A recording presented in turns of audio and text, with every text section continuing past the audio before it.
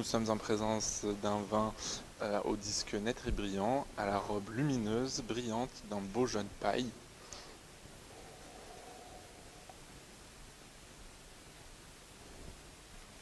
Les larmes sont nombreuses et collantes, on a sûrement un bon apport en alcool, avec une belle richesse. Le nez est franc, net, une belle complexité, sur des arômes donc de buis, mais également beaucoup d'agrumes.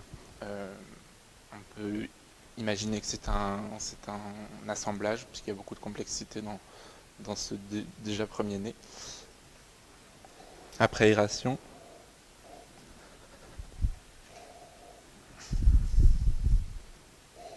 on a un vin qui évolue sur des notes de foin coupé. Ça va vraiment apporter une autre gamme aromatique dans ce vin.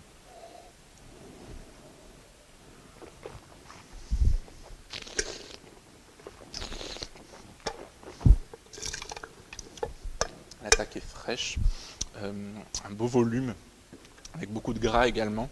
On retrouve la philosophie du nez avec ces notes donc d'agrumes et de buis, avec toujours cette complexité sur des notes de foin, avec une légère touche saline. C'est très agréable. Pour conclure, on est sur un vin de belle qualité, beaucoup de complexité, beaucoup de complexité, comme je disais, un certain volume, du gras, de la fraîcheur. C'est un vin qui est équilibré, que j'aurais vraiment plaisir à servir sur des poissons avec une sauce.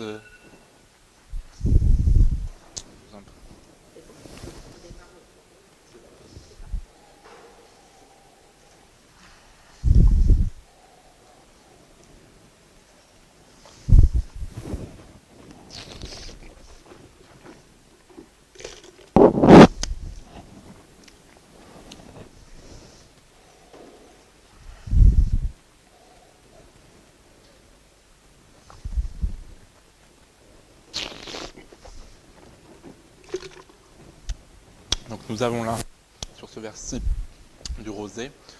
Donc c'est un vin qui est réalisé par un pressurage direct de raisin rouge, ce qui va apporter une légère teinte, alors qu'on compare avec celui-ci qui est un claré, donc c'est des raisins rouges qui subissent une légère macération.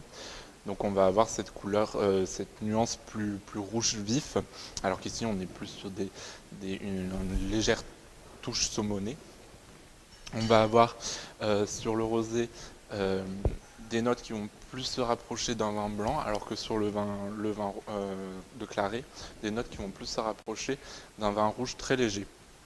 Ce que je remarque dans le claré, c'est vraiment des notes de fruits comme la cerise, la mûre, qui sont vraiment très présentes. On est vraiment sur beaucoup de fruits, et en bouche, on va avoir vraiment une belle fraîcheur. Sur le rosé, on va être plus sur des notes d'agrumes, comme le pamplemousse avec quelques fleurs blanches, et on va également, en plus d'avoir de cette belle fraîcheur, quelques amers qui vont vraiment rehausser ces notes d'agrumes et qui vont accentuer la fraîcheur en finale. Je trouve qu'on a une plus grande longueur sur le rosé. Le claré, on est vraiment axé sur le fruit. Pour un accord, je vais vous proposer un accord sur le rosé. J'imagine un poisson d'Atlantique, pourquoi pas du bar, juste rôti sur la peau, pour avoir quelque chose de croustillant, avec un bel assaisonnement, un sel de Bretagne, un sel de Guérande, pour vraiment une fleur de sel juste pour envelopper ce poisson. Sur le dessus, je l'accompagnerai avec une sauce une sauce citronnée pour retrouver les notes d'agrumes qu'on a dans le vin. Et en garniture, je vous propose de partir sur des asperges des sables, des landes avec l'amertume qu'on retrouve dans le vin va permettre de supporter mieux les asperges que d'autres vins qui sont vraiment sur trop de vivacité. Et donc ça va vraiment créer une osmose entre la garniture, la sauce et la chair du poisson, qui va être juste grillée, croustillante, pour avoir mêlé les textures dans ce plat. Je vous remercie. On m'a dit que vous aviez une question pour moi, je vous écoute. Demain, nous aimerions visiter votre département. Oui. Pouvez-vous nous proposer 2 activités?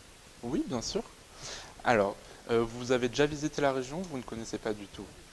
Alors moi, un site que j'adore, vraiment c'est magnifique, c'est la dune du Pilat, au sud d'Arcachon. Vraiment c'est sublime. Vous avez donc, en montant en haut de cette dune, qui est la plus grande d'Europe, vous allez apercevoir l'océan d'un côté, les pins et les landes de l'autre côté. Donc vraiment vous avez un panorama complet sur le bassin d'Arcachon. Vous avez également en face de vous les huîtres qui sont juste là. Donc si le soir vous pouvez, après être passé par la dune du Pilat, vous rendre à Arcachon pour aller pourquoi pas déguster des huîtres.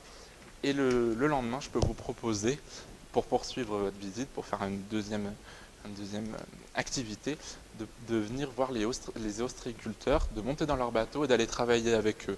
Ils vous proposent de faire ça. Donc vous allez dans les huîtres et vous allez remonter les huîtres pendant la marée basse pour pouvoir les soigner et ainsi les nettoyer et les remettre dans l'eau. C'est une superbe journée à faire. Donc je vous propose, voilà, le premier jour, vous allez sur la dune du Pilat, vous pouvez repérer les lieux, vraiment repérer ce bassin d'Arcachon et le lendemain visiter les parcs à huîtres avec les ostréiculteurs. Je pense que ça peut vraiment être très agréable si vous êtes pour la première fois dans la région. Oui, bien sûr, après vous pouvez venir vous balader dans le vignoble et aller à la rencontre des viticulteurs. Si vous voulez, je peux en contacter quelques-uns pour vous accompagner et leur dire que vous serez de passage, ils vous accueilleront volontiers. Qu'est-ce qui vous tente plus? Découvrir les parcs à huîtres, ou alors je peux contacter, si vous le voulez, des amis vignerons pour qu'ils puissent vous accueillir.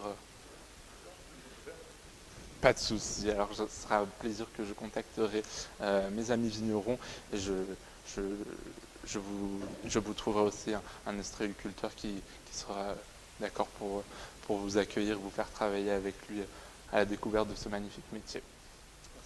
Je vous en prie. Je suis un château. Je me trouve sur la rive droite.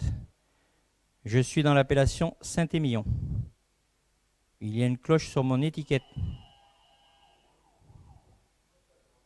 Gagné.